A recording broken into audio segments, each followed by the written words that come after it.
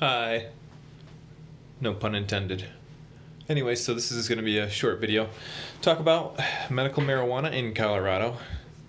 I live in Colorado, have for about the last 3 years or so, and now people are trying to go the way of Silicon Valley, basically. So microdosing LSD was first a thing a number of years ago when a lot of people noticed that it helped them with focus, attention, and creativity to some extent. Now people are saying, let's do this with cannabis. So the interesting thing about that is the first thought that came to my mind was, great, let's take cannabis all the way back to the 60s and 70s when they didn't really have high THC content, etc.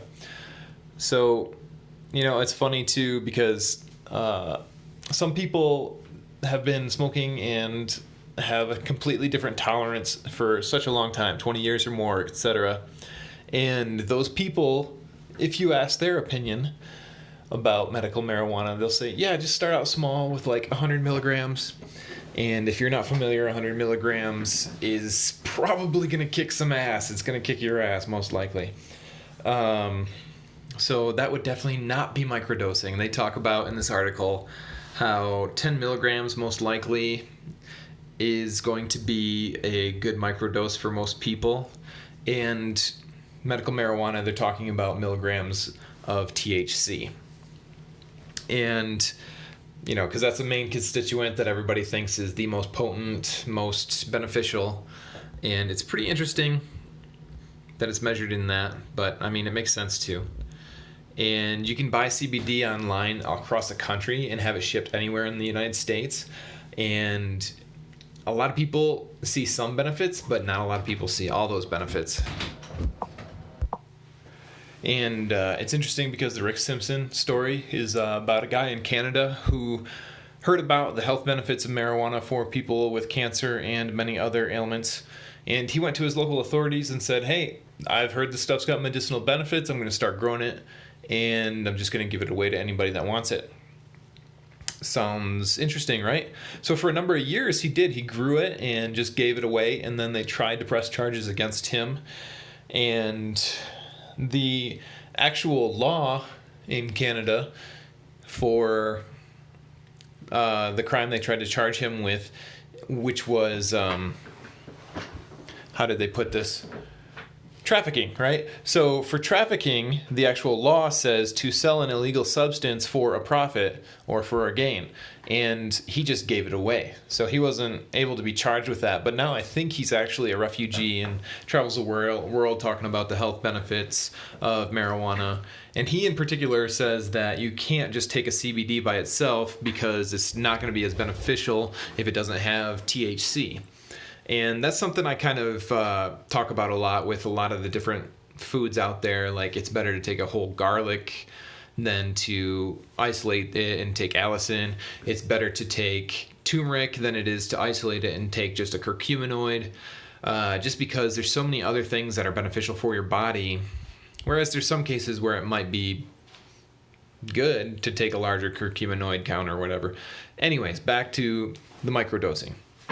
So a lot of people are looking into the microdosing benefits. There can be a lot of them, and it's mainly the same as when you take a medical marijuana supplement or smoke it or vaporize it or edible, basically. The other thing is, I've heard on the far side of this that now that they've got all these waxes and dabs and whatever they're calling it, this concentrated form, a lot of people are suffering these complete opposite effects. If they've had way too high doses and have been doing it for way too long term, then they could start to experience stress and anxiety and pain. Whereas in lower amounts, it counteracts those things. In some ways, that's kind of like homeopathy. Treat like with like. So anyways, it's really interesting living in Colorado because though it's legal and you can buy it, if there's so many things, like if you're from out of the country and you come to this country seeking the recreational cannabis activities and stuff, and you tell a police officer, say you got pulled over, you told them that you've been partaking of that, you could be banned re-entry to the United States ever again. Besides some huge court battle. The other interesting thing is there's not tons of places that you can legally smoke. If you come here as a recreational tourist, you got to make sure you find housing where it's legal. You can't just smoke in your car. You can't just smoke in any park. You can't just smoke in the public. If you do all those things, you run the risk of getting a ticket.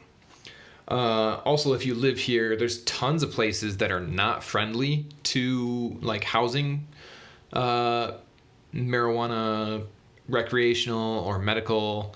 In a lot of these cases, a lot of apartment complexes won't really fight it if you do have a medical card. And you are, even if you've signed a lease that says you won't use any medical marijuana, because I think it's such a gray area and it could cause such a legal battle that just on the front end, I think they just try and put a stop to it by making you sign that in particular.